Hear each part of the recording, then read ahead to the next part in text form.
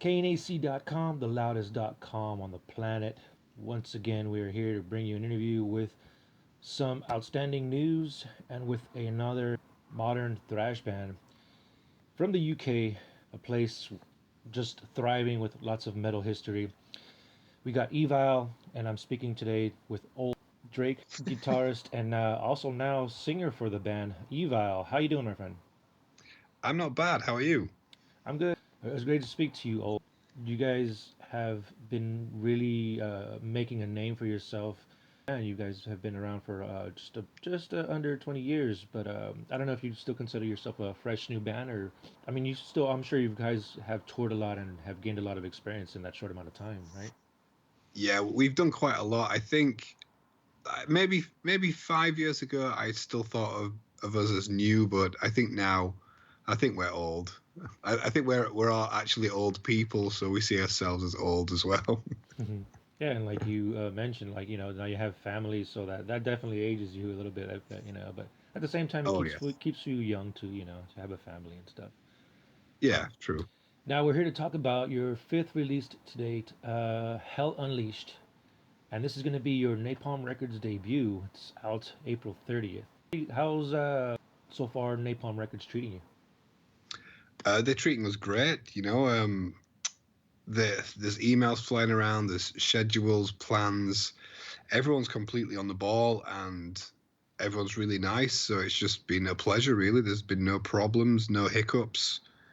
No complaints at all. That's great to hear. What led to the decision to change from labels?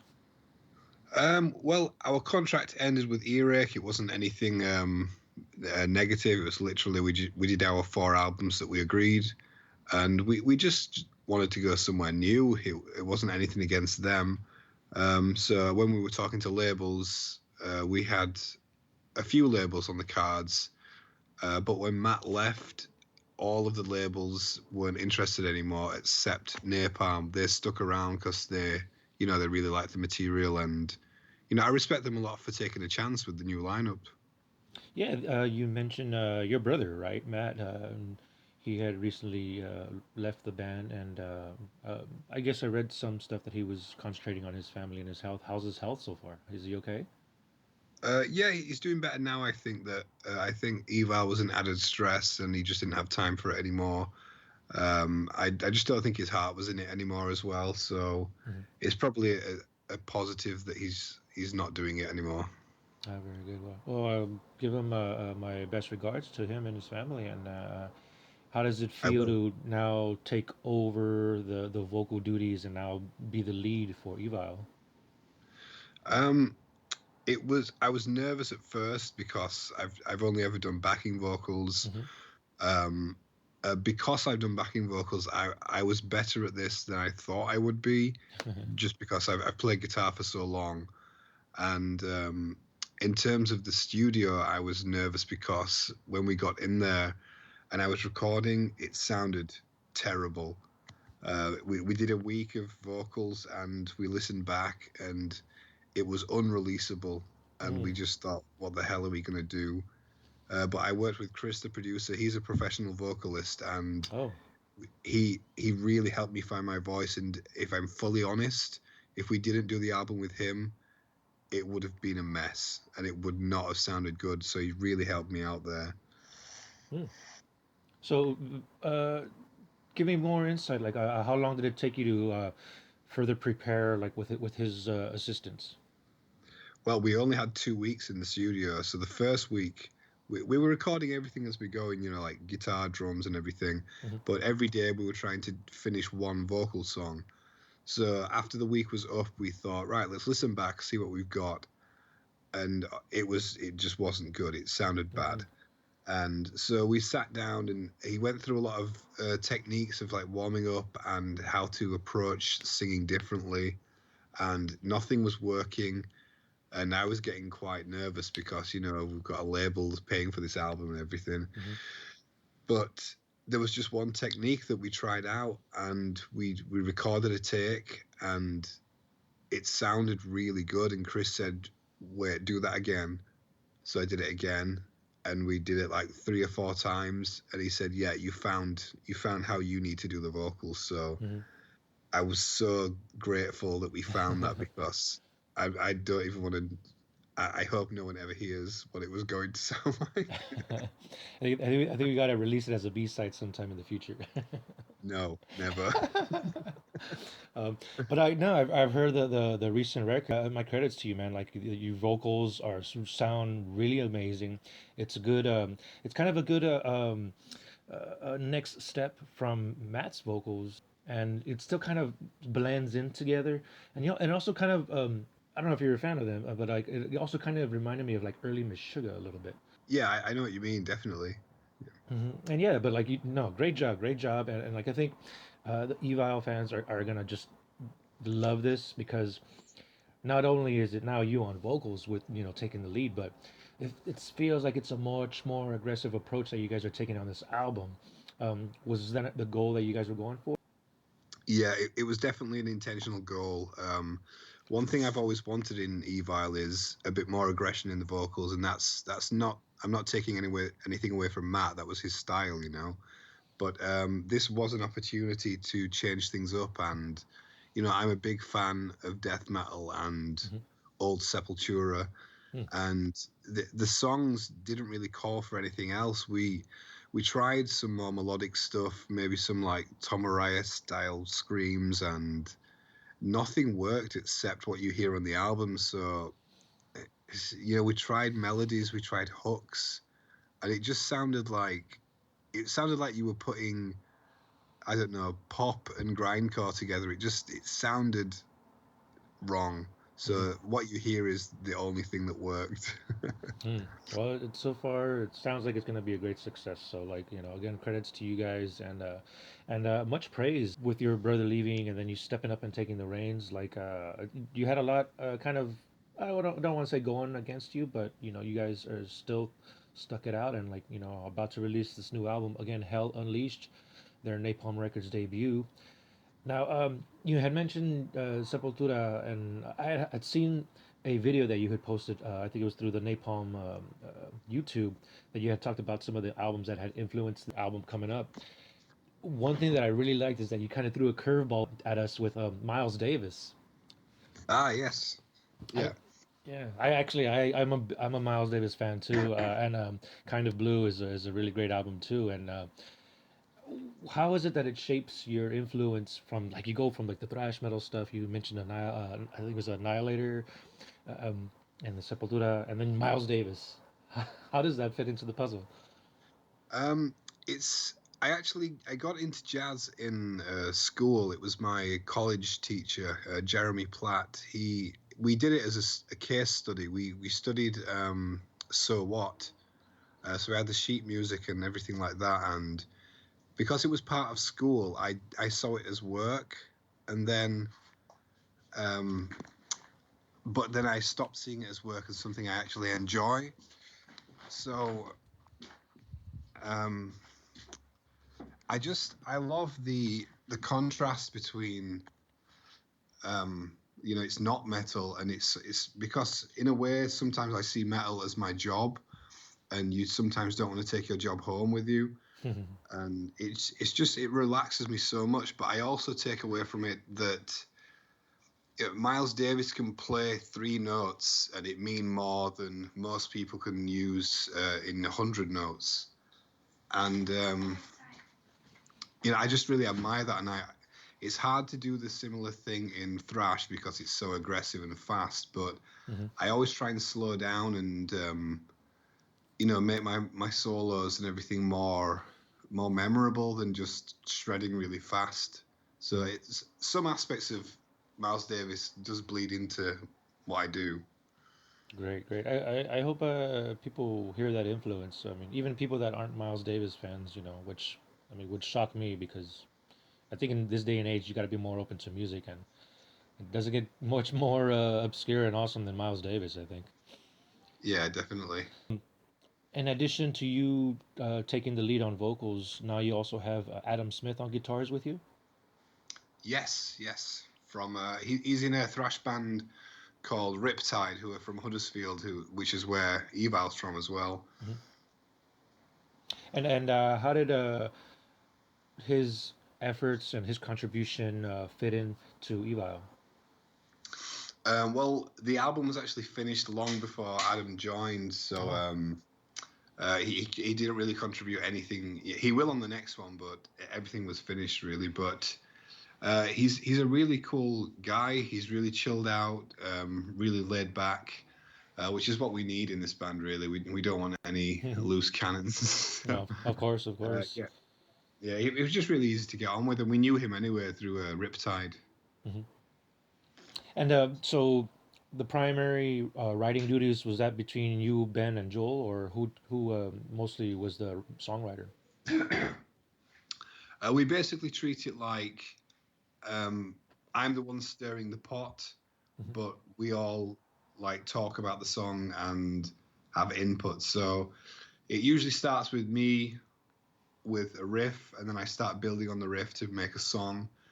But every now and then I will send the progress to the whole band and just ask for any thoughts, any opinions. And because it just this time around it just fell to mostly me. I think everyone's so busy with their own stuff that it was just mostly me writing everything.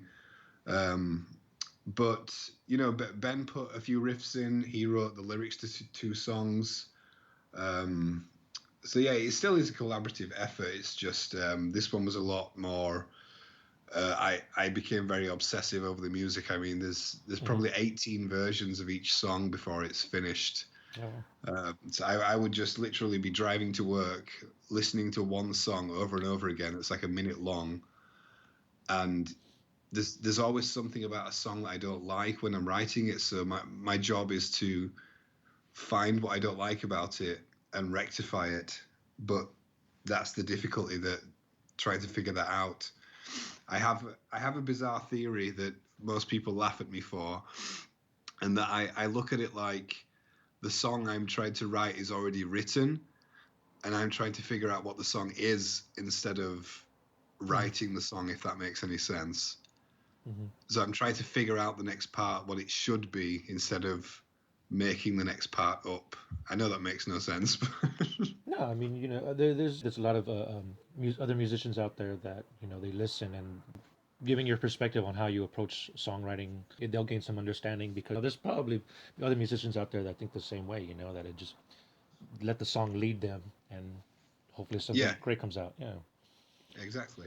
And now, did you start writing when you returned to the band? Because I know you had departed for what was it, about 5 years, right? That you had like, Yeah, yeah. pretty much. I mean, I left in 2013 and I came back in 2018, and the band hadn't really done any new music. They were just concentrating on rehearsing and playing a few gigs here and there. So my first port of call was just to start the new music because we had to get a new album out as soon as possible Hmm. because 5 years is too long, Yeah.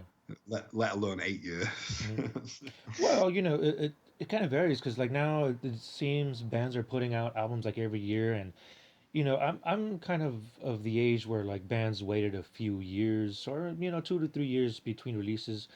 5 years isn't unheard of, but I understand what you're saying, like because the last release was in 2013, and that was Skull, and Yeah. but yeah, but 5 years is a pretty significant gap. But and I think, I don't know if people will call this a comeback album of sorts, but people are going to be in for a great surprise when they listen to Hell Unleashed. Yeah, the thing about this one is like we've loved every single Evil album, but this one we all agree this we've got something special, and we feel like there's something we haven't had before in an album, and we've just got a really good feeling about it, and I hope everyone really enjoys it as much as we do. I think they definitely will. And again, we're here talking with Ol Drake, now a vocalist, also guitarist for Evile, straight out of the UK, coming out April 30th. They have their new NAPALM Records release, Hell Unleashed. Now, you guys put out a couple of singles or a couple of videos. One of them was entitled Gore, and you got Brian Posehn to do some vocals with you.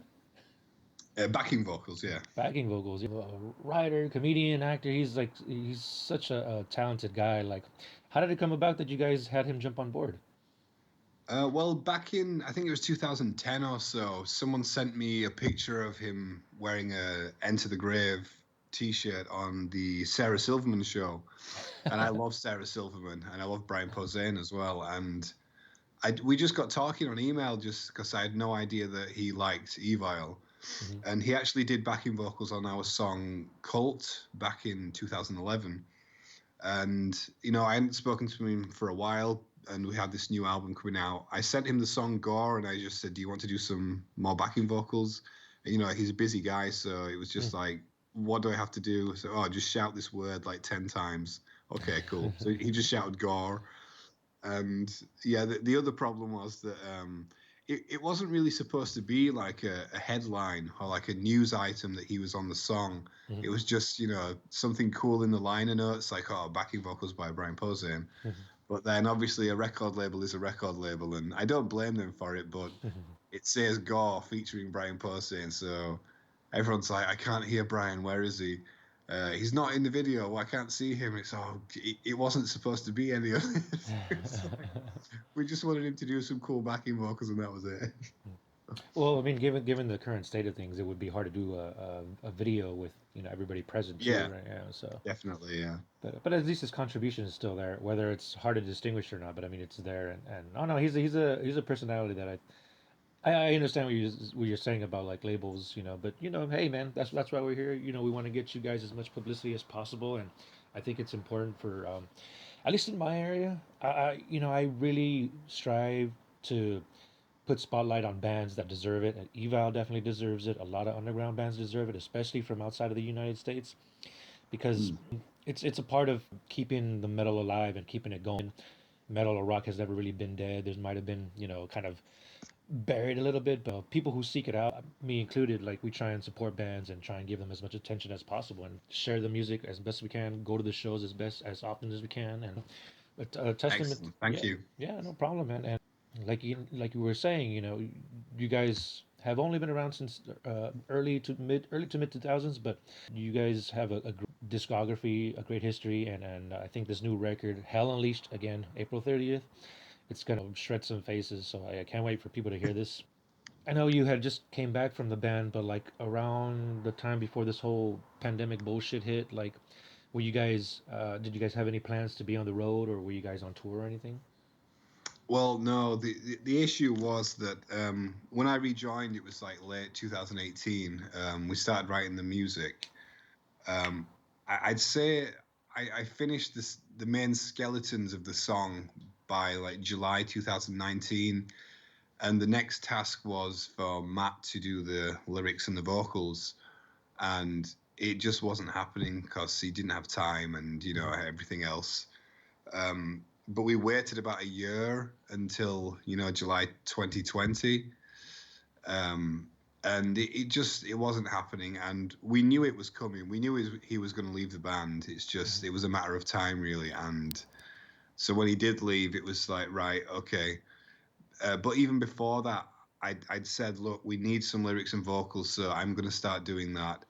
And it just all happened at once, and then it just became a case of, right, get the lyrics and the vocals done as quickly as possible, get a label, and get into the studio. And it's this April 30th release is the quickest we could get it done from, you know, late 2018. So it's a long time, but it should have been maybe a year sooner than it was. But I also kind of am grateful for the lockdown, because it afforded me the opportunity to really evaluate the songs and make sure everything is exactly right. You know, when you release an album, you listen to it a year later and think, I should have done that there. Right. I should have deleted that. So it kind of, we did a pre-release in a way and just thought, right, the songs are done, but let's listen through again. And so it really helped that, you know. So did you go back and make any other changes? Were you able to do that? Yeah, there were quite a few changes, because I listened again, and we discussed like, oh, have you listened to Incarcerated at like 5.5 minutes, that part there? do you like it? And then most people like Ben and Joel would be like, it's good, but it's not that good. So just things like that we'd just completely delete. We'd be like, if it's not good enough, it's out. Hmm. And we're our own worst critic, right? As they say. Yeah, yeah. So So it was just a case of clearing things out. Some songs were like 7 minutes long, and when we looked at them, it was like they don't need to be 7 minutes long, so they well, became like 5 minutes long, and it made a lot more sense. mhm. It's possible that maybe you just put a pin on those and maybe new music ideas, new song ideas come out for the next album. I guess. Yeah, there's a few there, but I again, it's a weird thing of mine. I prefer not to recycle riffs because I think subconsciously it shows if it's a riff that was not made because of that song. I'd rather make riffs because of a song instead of inserting a riff into a song, if you know what I mean. With this release coming up, you can now sit on it for a while. Hopefully, you'll be out on the road soon, and then I know things are kind of opening up, or I don't know how things are in the UK right now, but like, have you guys started setting up plans to tour? Yeah, we do have some plans in place where we have a few gigs booked this year. There's a Bloodstock Festival in August, a few gigs here and there, but in terms of a tour, we're planning for early 2022 now because it's still up in the air and the booking agents and promoters are still unsure about everything. So it's just going day by day, just getting emails saying, it's still looking bad, but Yeah. maybe tomorrow. Sorry to hear that. Like, if I can, I mean, I really don't like talking too much about the pandemic, but if you don't mind me asking, like, how is it looking over there in the UK? Like, what's the situation currently? It's actually looking a lot better now. We've had like technically four lockdowns, I think, Hmm. because we kept unlocking down, and then the cases would spike again, and all that. But this time round, things are starting to open up again. We can go to pubs, sit outside, shops are open. So I think it is slowly getting better over here. I think people are learning this time around. I think we still got to take a little bit of precaution once things open up a little bit, you know. Oh yeah, Yeah. definitely. And before the pandemic, how was the metal scene out in where you live? Um, to be fully honest, I've been so busy with family and work that I haven't Hmm. had even chance to go to many gigs or Hmm. check out new bands. So I'm going to completely say I have no idea. Well, how was it early on in you guys' career, or like or say growing up? Like, give me a little backstory on how awesome, because I'm sure it was amazing. But like, how was the scene back then, back in the day? Yeah, it was good. I mean, we had some good venues that are all probably closed by now. But Oh, when I shame. was, yeah, when I was like in my teens, there was a venue called Bradford Rios, and all the metal bands would come through. Like everyone from Cannibal Corpse. That was my first gig when I was, I don't know, 13, 14. I can't remember. Awesome. Um, it was Cannibal Corpse with Creator and Crisian. Wow. Um, then Obituary, Dayside, loads of bands. Hmm. But yeah, the scene was really good. The only downside was thrash was pretty much dead. And when Evil started playing gigs back in 2002, 2003, because we were a band before that. We actually started in 1999 as a Metallica covers band. Hmm. And then we started doing Evo stuff in 02 or 03, I think. Everyone was saying, like, why are you playing thrash? It's dead. No one cares. And they were kind of right, but we enjoyed it. Hmm. And then a few years later, when thrash became popular again, with us, Municipal Waste, and everyone, those same people would be like, "Yeah, thrash is great," and it was like, "Wait a minute, 2 years ago you said thrash was crap and dead," Ah, poser. So it was quite funny, but it Yeah. is what it is. No, I know what you mean. Like, there's definitely has been a bit of a thrash revival, and I would say probably the last handful of years, and The way I can tell is because you see all these not to sound like an old man, but you see all these kids with the tight jeans and the bright white Reebok, the tongue hanging out, and you know. Yeah, yeah. So, but it's I think it goes in cycles. You know what I mean? Like a lot of the metal scenes, underground metal scenes, like one blows up a little bit, like the thrash scene, and then you have the death metal scene blowing up a little bit. I think, and that's good. I think it's good all around. That's just as long as we keep our eye on the prize and listen to like the real heavy bands. You know what I mean? Because metal is kind of being a little diluted. I don't know how you feel about it, but you know, again, Yeah, uh-huh. yeah, I do think I agree. There's some great bands though, like Havoc and Warbringer, everyone. But I think, especially on our new album, I think not many thrash bands are doing this kind of thrash. The injection of death metal into it and the aggression. I mean, I haven't heard an album in a long time that sounds. I'm tooting my own horn here, but Mm-hmm. that sounds as good as this one does, and as fresh. So, I hope it maybe kicks some younger bands into doing a different kind of thrash instead of the typical retro stuff, like beer and zombies and everything. Although I can't say we've got a song called Zombie Apocalypse, but that's a different story. Yeah, it's funny. Like, let's segue into that. You do a cover of Mortician's "Zombie Apocalypse." Excellently done too, by the way. Oh, thank you, thank Yeah. you. Are you a big like horror buff too? Because I also saw like in the track list. Let's talk more about Hell Unleashed. You have the Zombie Apocalypse cover, and then you also have a song dedicated to uh, the Thing, which is like one of my favorite like horror movies of all time. Yeah, we're all big fans of horror. The Thing is my all-time favorite film, like number one of Hmm. all time. Yes. Evile always try and do like a few film songs now and then. We've done like Rambo, Jaws, Gladiator, some others I can't remember. But when it came to writing the lyrics for this album, I was stuck on a few songs, and I thought, why the hell haven't I done my favorite film of all time? So it just made sense, and it completely wrote itself. Yes, that's an amazing film, and no, like I think the timing is right that this album you chose to talk about your favorite movie, The Thing, and tell us more about Hell Unleashed. Your thoughts behind it. What are some of the songs that you feel are your favorite, and like that is just gonna shred people's faces.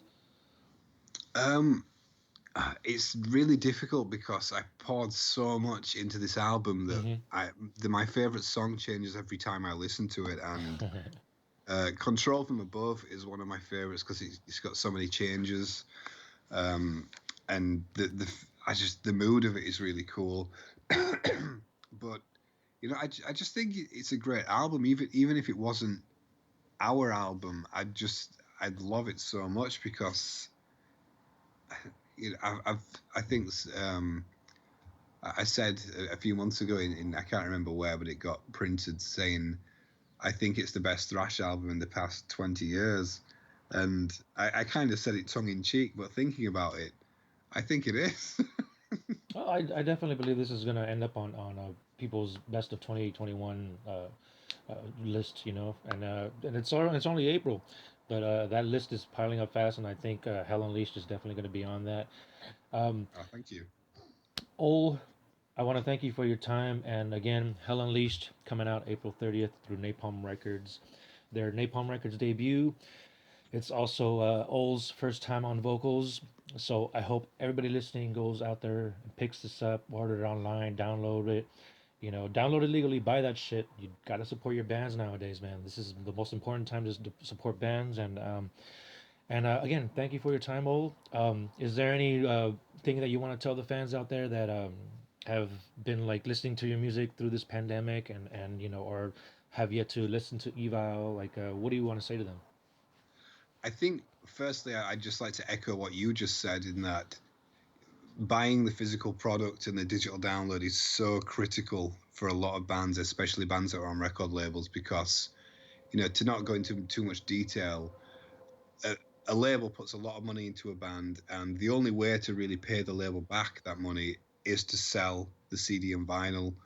It's great that people buy tickets and merch, but it's a completely different animal. It's so crucial that people buy the music, and in the age of streaming and Spotify, a lot of people are not inclined to do that. But if your favorite bands, a really good way of supporting them is buying the music. Mm-hmm. And secondly, I just like to say we can't wait to get back out on the road and see you all again, old Mm-hmm. and new fans. Awesome, awesome. And here in the States, Los Angeles, we can't wait for you to come by, and hopefully we'll meet and have some beers if you're a drinker. Oh yes, I probably will be. Very good. Again, this is Francisco with KNAC.com. You can follow me on Twitter, Instagram, and Facebook at MetalXCandy. Thanks for your time, Ol. And again, horns and fist bumps to the whole Evile camp, and especially brother. Tell him I said hello, and congrats on this new record. I'm sure people are gonna love it. Thank you very much. Cheers. Cheers. Bye.